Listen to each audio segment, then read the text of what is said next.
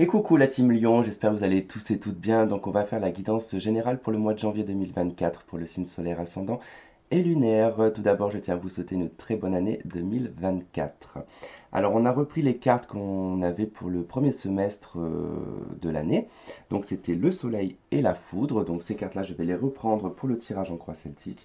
Donc je vous disais qu'il y a quelque chose quand même de soudain, d'inattendu qui arrive pour vous sur le mois de janvier et c'est quelque chose de positif. La lumière rentre dans votre vie et ça arrive de façon soudaine. Alors soit par le biais d'un coup de foudre, soit vous trouvez un travail qui vous plaît, soit voilà. En tout cas c'est un événement, c'est une situation dans votre vie qui va se produire sur le mois de janvier et c'est vraiment quelque chose dans lequel vous ne vous y attendez absolument pas.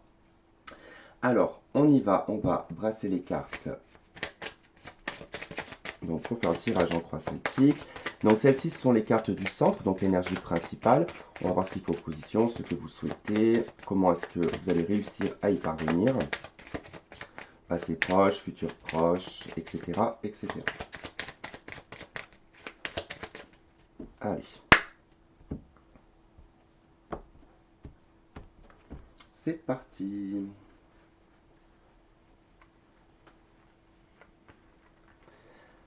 Allez, ce qui fait opposition. Ce que vous souhaitez.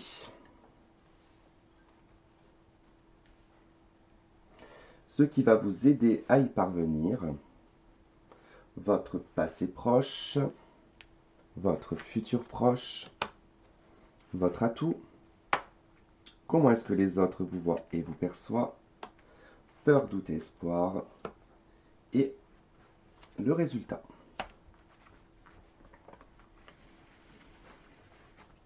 Nous retrouvons en dos de deck la carte du monde. Donc ça veut dire que sur la fin du mois de janvier, vous allez clôturer un projet, une situation, une relation, peu importe, le monde en tout cas, en clôture. Mais puis ça peut être aussi peut-être un voyage à l'étranger ou du moins on a un plus grand cercle social aussi. Allez, donc qu'est-ce qu'il faut opposition à ce soleil et à cette foudre? Le pendu. Alors, le pendu, c'est une carte d'arrêt, c'est une carte de remise en question. C'est le besoin de prendre du recul, de réfléchir avant de faire quoi que ce soit.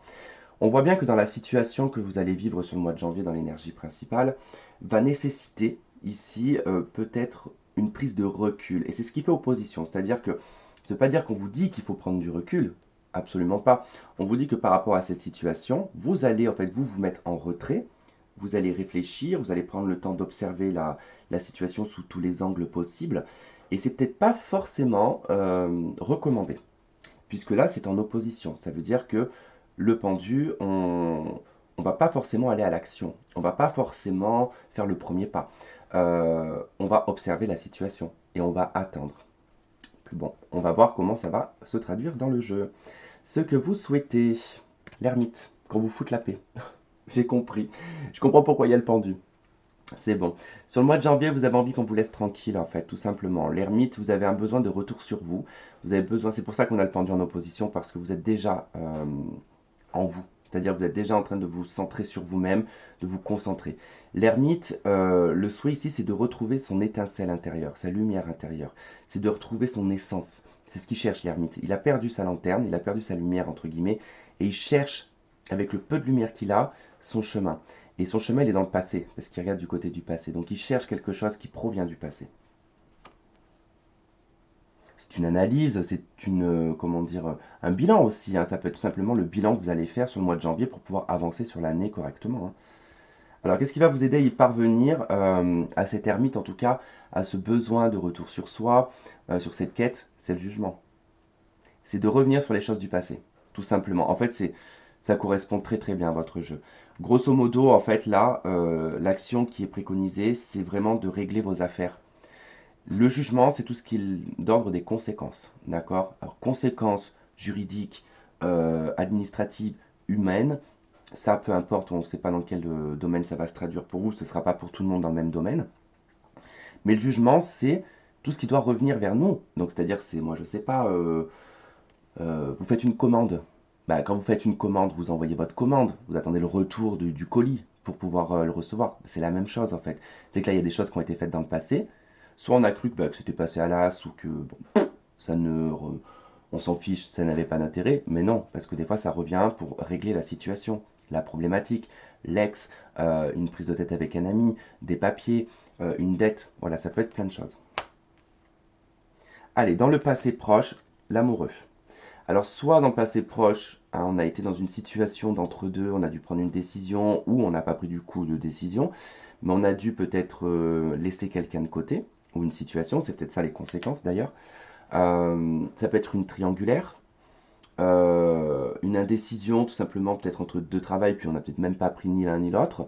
L'amoureux, de toute façon, c'est une prise de décision qui doit être affirmative et qui doit être tenue et dans lequel on doit s'y engager, parce que sinon ça revient. Vous savez que ces deux cartes, elles sont en résonance dans les arcanes majeures du tarot de Marseille. Quand on arrive à la carte de l'amoureux, c'est le choix, la décision, d'accord? On a ce petit chérubin, Cupidon, si vous voulez, qui devient beaucoup plus grand à la carte du jugement, d'accord? Et les personnages sont beaucoup plus vieux. Il y en a un d'ailleurs qui est décédé, au milieu qui est en bleu. Donc en l'occurrence, c'est toujours les mêmes trois personnages et toujours le même chérubin. C'est-à-dire que si la décision ici, de ce qui revient de la décision, enfin, je me reprends, la décision qui a été prise à ce moment-là revient sur le jugement, c'est-à-dire sur la décision, les conséquences de ce qui a été fait là. Si on ne fait pas le bon choix ou qu'on ne décide pas de s'affirmer, on retourne au cycle de, de l'amoureux, donc on repart en arrière pour pouvoir réavancer, d'accord? Ça veut dire que là, vous n'allez pas réussir à aller à la carte 21, tout simplement. Donc, il y a quelque chose à faire. Dans le futur proche, le diable. On a toujours trois personnes. Je ne sais pas ce que vous faites avec un trio, vous, les scorpions. Les scorpions. Pourquoi d'ailleurs j'ai le scorpion dans la tête? Lion. Peut-être qu'il y a peut-être qu'il y a un lien entre le lion et le scorpion. D'accord? Scorpion parce que du coup c'est à cause du jugement que j'ai pensé au scorpion, parce que c'est Pluton, c'est la carte de Pluton, le jugement. Bref, le diable, dans le futur proche, ça peut être un attachement toxique, ça peut être une dépendance, ça peut être une obligation. D'accord? Ce sont des, comment dire, des ordres, ça peut être des ordres.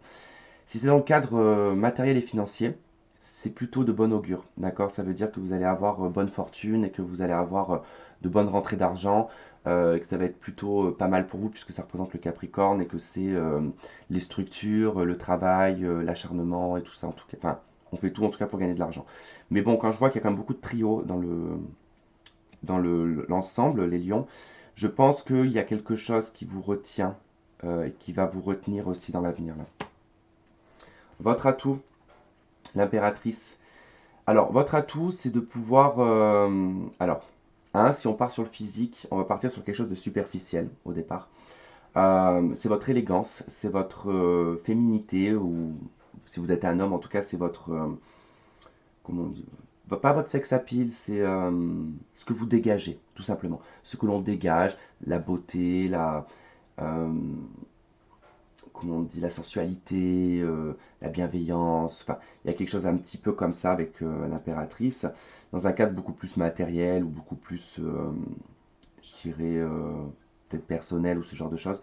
C'est la capacité ici de pouvoir garder les choses pour soi, de pouvoir analyser, de pouvoir préparer des projets, de pouvoir faire des... merde, de pouvoir, comment dire...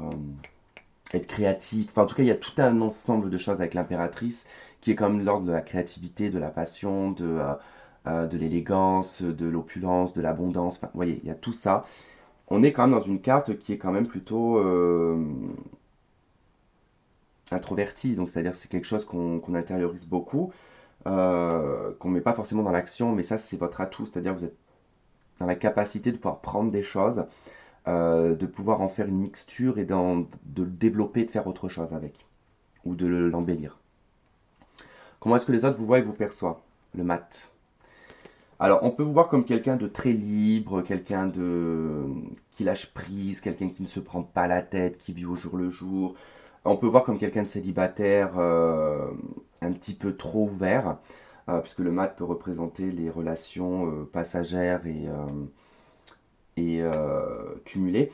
Mais comme on est dans une phase générale, je dirais qu'ici, on vous voit plutôt comme quelqu'un qui prend sa liberté, qui prend sa vie en main et qui décide en fait concrètement de d'avancer pour lui ou pour elle. Voilà, tout simplement.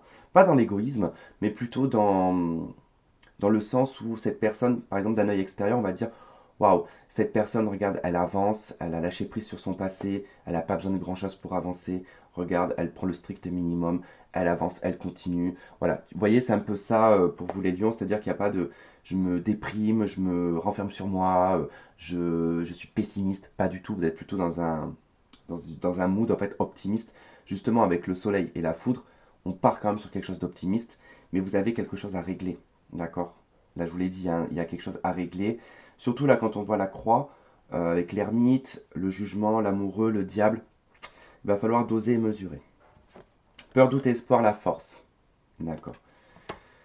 Peut-être la peur de ne pas avoir assez d'énergie, la peur de ne pas avoir assez de maîtrise sur vous-même, assez de contrôle, la peur des prises de tête, des confrontations. Mais c'est l'espoir, quelque part ici, de pouvoir tout maîtriser, tout contrôler dans l'avenir aussi, hein. Et le résultat, vous avez le battleur. Nouveau départ, nouveau commencement, nouveau travail, nouvelle relation, nouveaux amis. En tout cas, on change son fusil d'épaule, on voit les choses d'une façon différente. Votre pendu va énorme, même s'il est en opposition, il va beaucoup vous aider, je pense, à analyser, à comprendre et à trouver la solution. En tout cas, pour démarrer ce nouveau départ. C'est pas mal, les lions, vous avez un bon jeu quand même pour le mois de janvier, hein. Beaucoup ont un bon jeu pour le mois de janvier. Mais c'est l'élan du mois de janvier, ça. On est toujours comme ça. Allez, 3 cartes de la triade pour les lions.